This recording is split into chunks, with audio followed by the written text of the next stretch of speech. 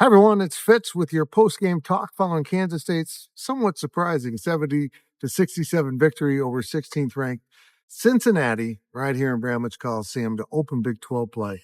And if you've been waiting for a more complete K-State performance, well, this was more complete.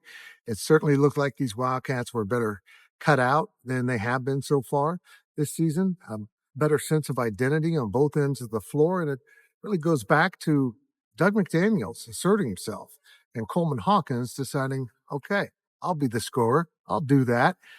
And that takes a little backstory. Jerome Tang said after the game, he did not want to start Doug McDaniel. He just didn't feel like Doug had put in the work. He hadn't earned that spot. It's kind of an ongoing battle as the coaches aren't really pleased with some of the dedication. And then one of the assistant coaches said, let's just start him, give him what he wants. Let's see what happens, and let's see what happens after that. Well, McDaniel scored 17 points, was marvelous as the point guard. And although he did make some mistakes, he hit some crucial shots and went on a 6-point run himself early in that second half to assert K-State in a very crucial period of the game. But it was Coleman Hawkins who finally is starting to look like the guy I think everyone expected him to look like. And even in games where he struggles to score as of late, like against Wichita State, he does a great job with rebounding and sharing the ball and doing other things. But tonight he scored, and he shot pretty darn well from the field, hitting 3 of 5 from three. I think he was 7 of 13 overall from the field. 20 points, 10 rebounds, and he was clearly the glue. They had him for only 3 assists, but I swear he had a fourth that was reported at one point, maybe taken away. I'm not sure, but he passes the ball so well. And Jerome Tang said after the game, that's exactly the problem with Coleman. He loves to pass the ball. He loves to create for others. But they've now had the discussion. Coleman, that's got to move to the second burner. You got to score for us. And also K-State rebounded the ball better. Yeah, they still got out-rebounded. I'm not sure how many teams this team will out-rebound him, but more importantly, they closed out key possessions.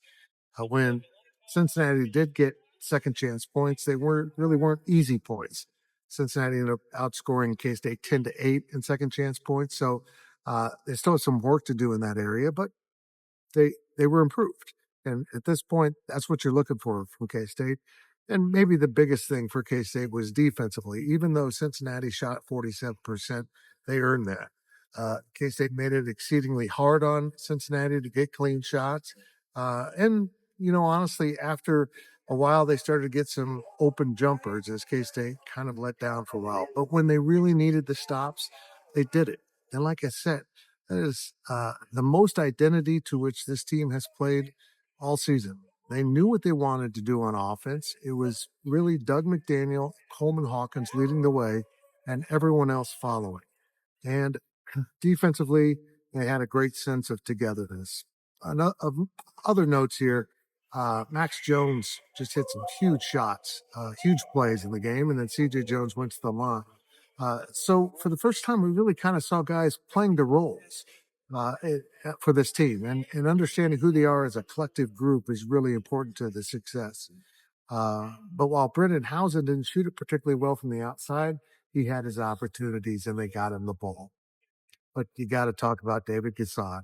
This dude just continues to play his butt off.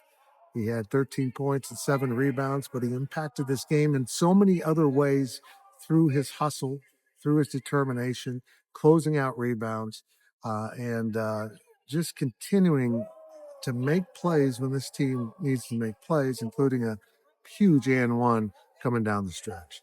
Kansas State gets the win to open Big 12 play, 70-67 over Cincinnati. And that moves them to 7-5 overall. A lot of work to be done in the Big 12 after that dreadful non-conference performance. But this team, after coming back from break, looks much better and well put together.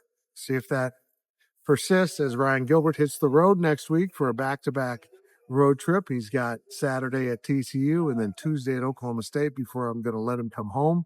And we'll see what shakes for the Wildcats during that trip.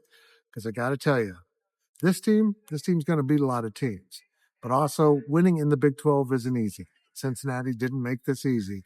They kept coming back, and Kansas State had to answer a few times to get it done, but they did get it done. K-State Wildcats finally had that game that you've been looking for. It was here at Bramlage Coliseum with no students and yet 10,000 fans on the inside the Octagon to do. Cats win. I'm impressed for the first time this season. That's it for the Power Talk. Talk to you soon.